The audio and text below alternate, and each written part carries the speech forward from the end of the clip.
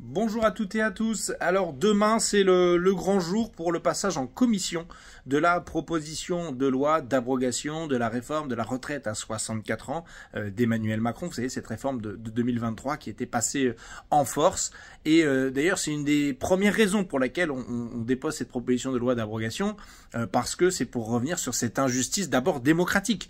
Passage en force inouï, usage de je ne sais plus trop combien d'articles de la Constitution, tellement tout ça a été abusé et farfelu. Vous vous souvenez, un projet de loi de financement de la sécurité sociale rectificatif, l'usage des délais de ce type de projet de loi pour pouvoir accélérer le débat, l'usage du 49.3. Bref, tout ça contre l'avis de la très grande majorité des Françaises et des Français, l'avis de l'intersyndicale dans son intégralité, etc., etc. Bon.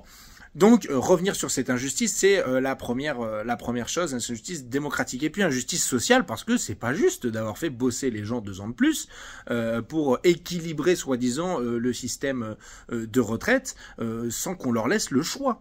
Le choix de s'arrêter quand ils le veulent, s'arrêter plus tôt, parfois avec une pension plus faible, mais de s'arrêter quand ils le souhaitent, ou de continuer s'ils le souhaitent également. Vraiment d'avoir le choix. Donc, je suis le rapporteur sur ce texte de loi pour le groupe parlementaire de la France Insoumise. J'ai conduit un certain nombre d'auditions. Donc, l'intersyndicale, on s'est revu, les différents services à la fois de l'État pour les retraites de l'État, les retraites des collectivités, la CNAF pour le régime général, la MSA. Bref, on a conduit tout un tas d'auditions, des chercheuses et des chercheurs, économistes, sociologues, qui nous ont présenté leur point de vue sur à la fois la réforme en tant que telle, celle de 2023, et puis sur l'abrogation, ce que ça ferait. D'ailleurs, en année N, en fait, il faut savoir que la réforme de 2023, qui promettait l'équilibre des comptes, selon le Conseil d'orientation des retraites, va déjà être déficitaire en 2024. Alors bon, évidemment, c'est du fait de la conjoncture économique, etc.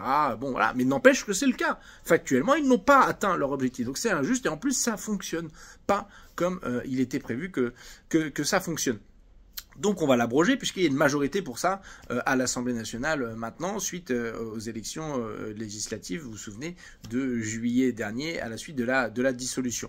Et c'est important du coup que vous ayez tous ces éléments-là, parce que c'est demain matin, encore une fois, que ça se passe en commission des affaires sociales à 9h30, donc je vous invite à suivre les travaux. Vous pouvez retrouver ça sur vidéo.assemblée-nationale.fr pour suivre le direct, pour voir les positions des unes, des uns, des autres, évidemment. Parce que en fait, on voit bien que cette réforme des retraites de 2023, elle n'était pas faite pour équilibrer le régime des retraites. Non, elle est faite pour que, globalement, les gens travaillent plus. En tout cas, qu'il y ait plus de travail fourni et qu'on augmente du coup le PIB, le produit intérieur brut. Pourquoi? En espérant avoir plus de rentrées fiscales, pas juste plus de cotisations, plus de rentrées fiscales à tout point de vue. Donc d'abord et avant tout pour résorber la dette, le déficit de l'État. Et oui, c'était pour ça qu'on vous fait trimer 2 ans de plus, encore une fois. Donc voilà, ça rajoute à cette injustice globale, évidemment. Et donc, c'est pourquoi c'est une des raisons supplémentaires clairement de l'abroger. Et puis sur les financements, pour la financer, parce que nous, on n'est pas des farfelus, on ne vous dit pas qu'il n'y a pas de problème là de déficit. Alors évidemment, il y a des réserves, il y a un fonds de réserve pour les retraites. Donc déjà, le fonds de réserve, il nous permet de voir devenir, en fait. On a le temps. C'est ce qui disait déjà le précédent président du